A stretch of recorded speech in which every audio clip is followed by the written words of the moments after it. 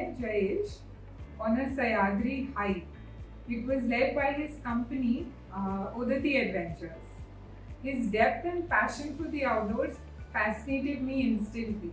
The way he spoke about aspects of the trail, he explained to us how the system for waterfall rappelling is set up, the difference between canyoning and rappelling, and this passion and depth continues to fascinate. Jayesh recently told me about completing speed climbs. So a hike that would normally take us a day, they completed in a couple of hours or less as they are preparing to climb Mount Everest. Today, he's here with us to talk about his recent summit to Mount Lobuche, which is a 6,119 meter peak in the Khumbu region. Thank you, Jayesh, for joining us. Thank you for the glowing introduction, I must say. Let's see what altitude we go up to now. So let's dive in. What inspired you to climb Mount Lobuche? Well, in 2019, on my attempt to Everest, I had already done Mount Lobuche. But this time, it was a bunch of friends who were deciding that we should do something different in the Himalayas. And it was turning out to be a little stronger team, so we said, why not push our limits and try and do two summits at the same time. And since we chose Khumbu as a region, one of the obvious choice was Island Peak and the other one was Lobuche. So that is how it came into our basket of things to do this time, and we were very excited trying to attempt two summits at the same time.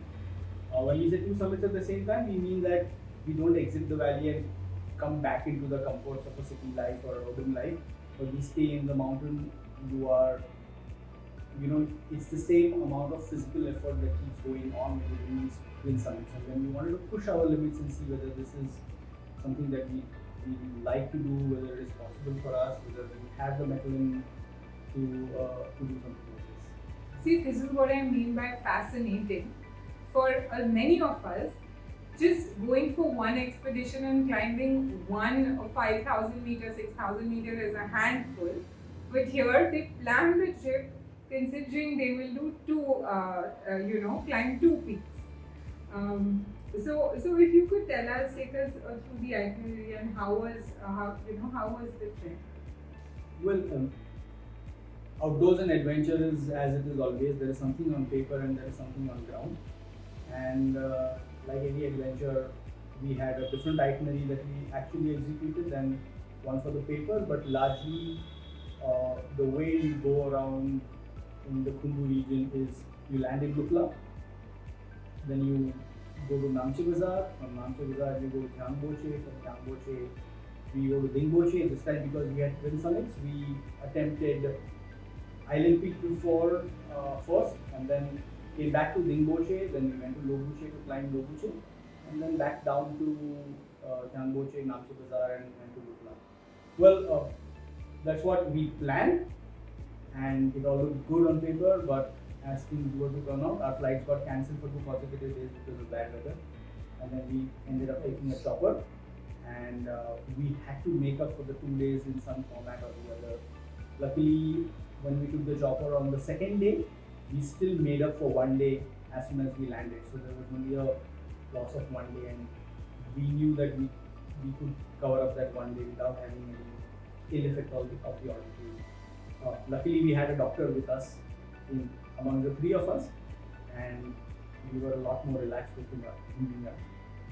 Pro tips there: keep buffer time always, and don't underestimate the importance of acclimatizing in high altitudes.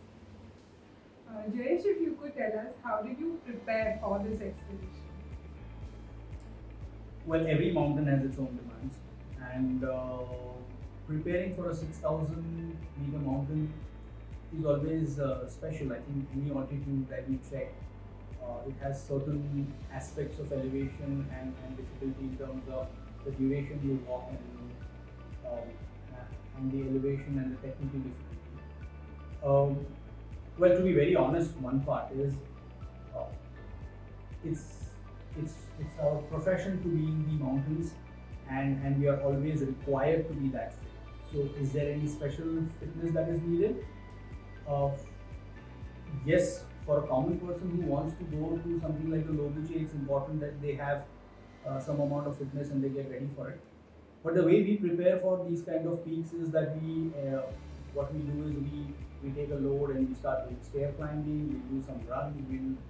I'm also a cyclist, so I love to do long endurance rides for these kind of peaks. Sometimes we also go to the local mountains, carry some weight, and do some speed climbs, as you were saying. So that's how you actually prepare. So what we focus on is cardiovascular fitness, and then we prepare for endurance as the main goal. The technical part of it, the ice and the snow, we can't really train for it at sea level in Bombay. But we obviously did a small ice climbing session in Ladakh way back in January, just to brush up our ice climbing skills and stuff like that. So that comes in very handy. So luckily, when you plan for something like a twin peak, the assumption is that people are experienced enough to know how to handle their equipment and technical aspect of it. So it I think kind of comes a little naturally after some time. This is interesting because when we did our basic mountaineering course, our guides did tell us in order to keep in touch, it's good to do a practice climb. Although we had just about learned a lot of technical skills and practice on the glacier. So keep in mind, if you are planning to do a high expedition, you cannot just go for it even though you're physically fit. But some level of practice in simulated situations is a must. Yes, it is. Yeah. So I have this friend who, just quoting a friend, I had this friend who was so good in his rope walk that he would say that you wake me up at 2 o'clock in the morning and ask me to tie this particular knot with my eyes shut, and I will still do it. And that is the level of practice that you should have. It's almost like building a muscle memory for anything that you do, and that comes in very handy when it is mountaineering, so that you don't waste that much time. Time is the main, is of essence. Yeah, it's the most important. Yeah. So weather also plays a very important role in being able to summit a mountain. If you could tell us about what were the weather and temperature conditions like? Well, any approach to a mountain always starts from a lower level. So lower level weather is usually very comfortable. You can walk around in shorts and maybe single t-shirts. It's only in the evening that you need some kind of layering, and just a simple windproof works very well. But as you keep going higher up the elevation, when the temperature in the night drops below freezing, or when there is a weather change, you could have rain, you could have a gust of wind, you could be walking very close to the glacier, then you layer up accordingly. Daytimes usually you should be more worried about whether you're going to get overheated, and nighttime you should be worried about whether you're going to go cold. So when we go to the Solu Khumbu, and especially beyond a certain point, the temperatures start dropping very well because you start getting closer to the glacier, and the winds blow very cold there, so you need to have those jackets and stuff like that. In the night, then you have to more depend upon thermals and innerwear, warm innerwear and everything. So temperatures can drop on expeditions like this. On the higher side, at lower levels, the temperatures could be as high as 28 to 30 degrees centigrade.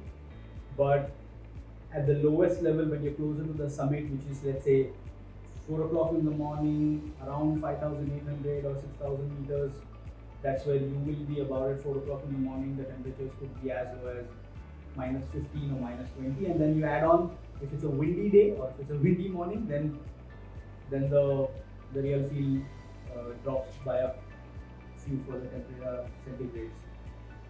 So, since you were talking about variation in temperatures, it just makes me realize the importance of a temperature regulating layers or base layer. And if you could share, how has your experience been using Kosha's base layers? Well, I must say, excellent, because I've used Kosha's base layers in Everest as well, and I used other base layers as well. But I think until a certain altitude, even when the temperatures were dipping down to minus 15 or minus 20, and even when I do treks in the winters in Ladakh, or when I travel to Ladakh in winters, I use the Kosha base layers very often. And the reason is because they're quite thin, they almost feel like you're not wearing them. And it's a very comfortable feeling when you wear that and that's very important because you don't want to be feeling irritated when you wear a base layer. And my experience has been extremely positive, and I still use them a lot. The Kosha inners. In fact, I recommend them to a lot of people. And I think that they're so lightweight and comfortable to wear. Even in the mountains, they regulate the temperature very well. They have very good wicking property as well. So you can just wear in the evening, and you may even sweat in it. And by the time it's time for you to sleep, your body heat has already evaporated all the sweat, and you still don't feel very uncomfortable or irritable in the. Yeah, yes. How did you gear up for the cold?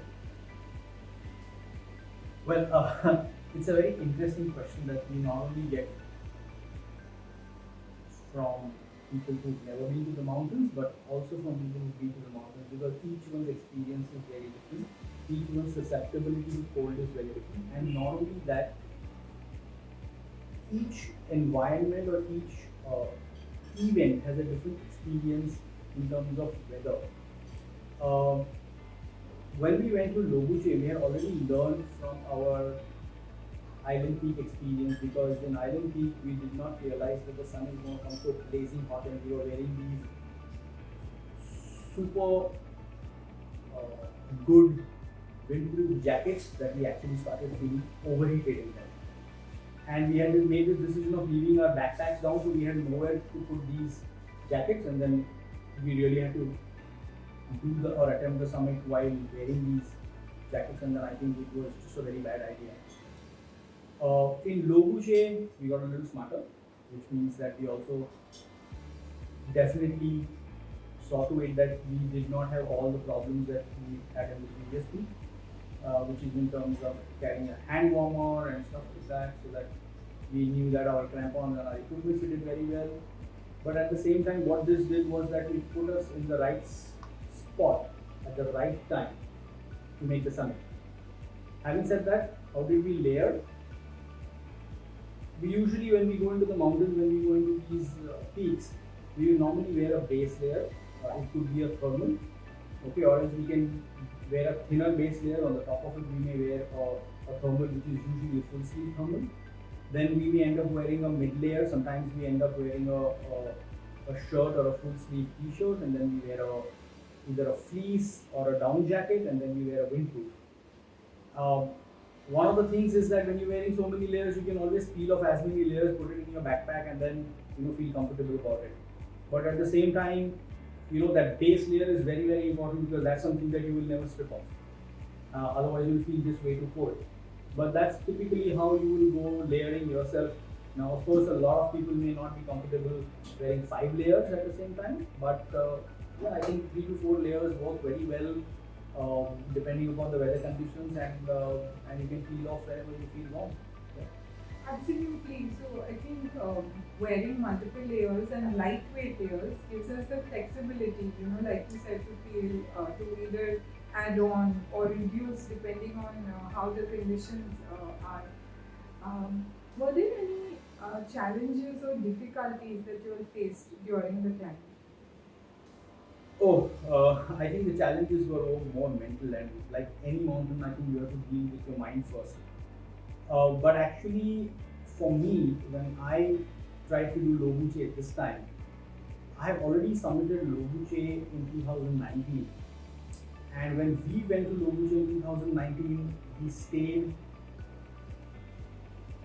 on the ridge of the mountain, and then we started climbing up from the ridge.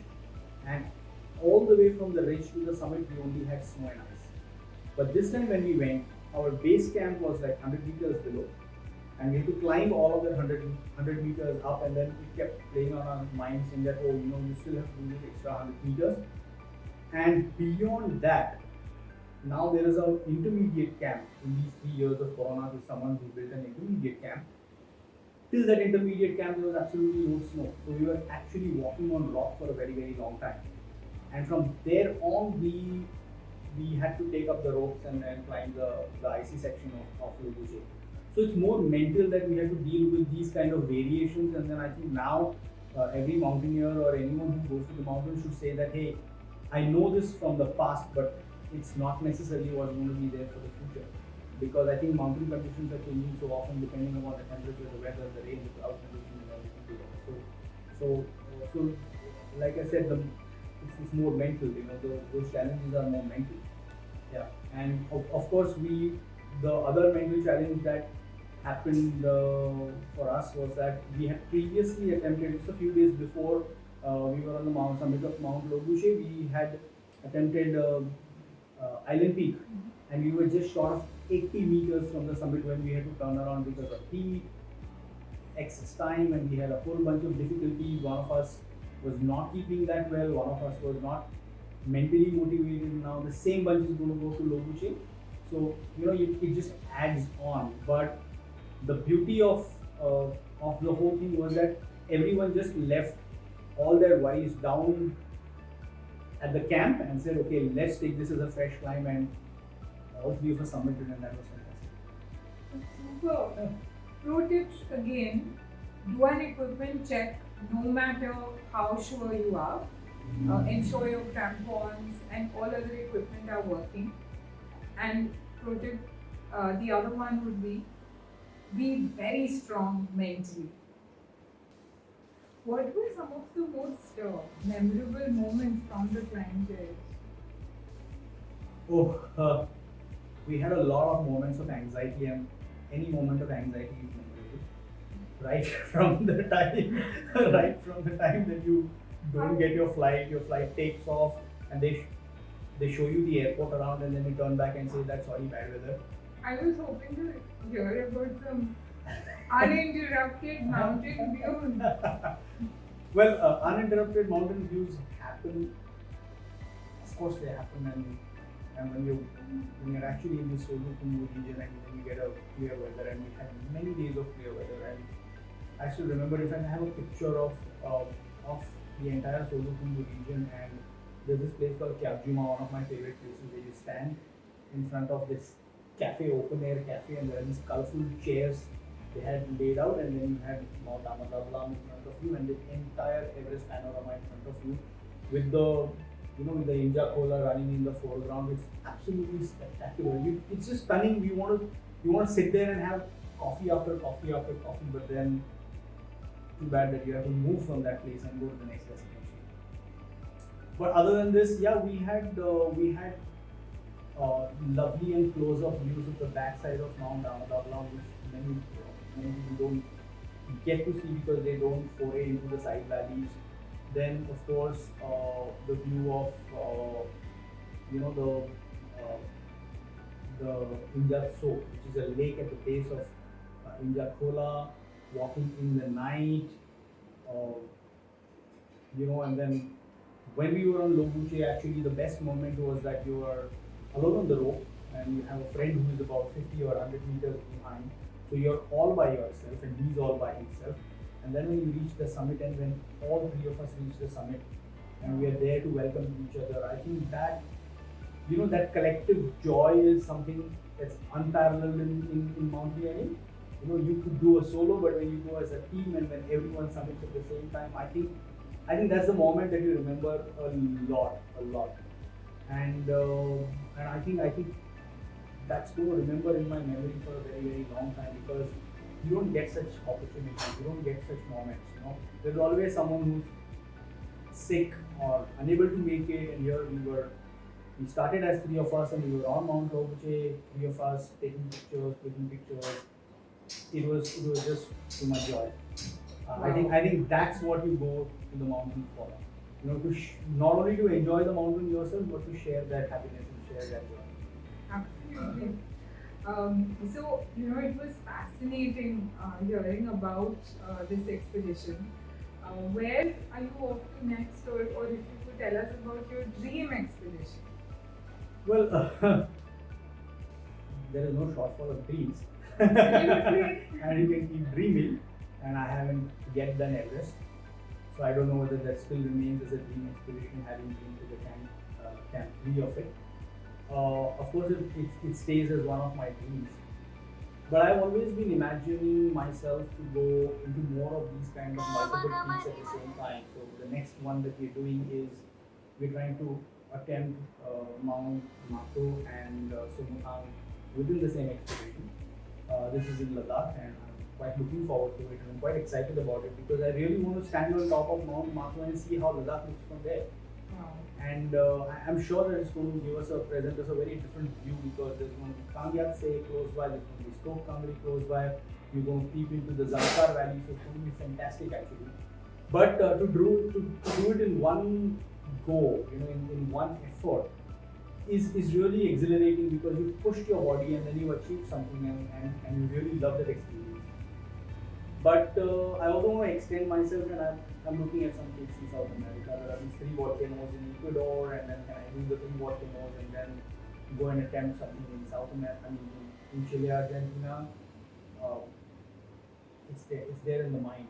It's there in the dreams. It's there in the dreams. It appears in the dreams, and yeah, if things would be. Yes, the mountains are calling you, and you will go. So all the best. And if you all want to hear more of Jayesh's stories, and you all like the videos that you all see, do give us a thumbs up and subscribe to our channel. See you all in the next one. Thanks so much.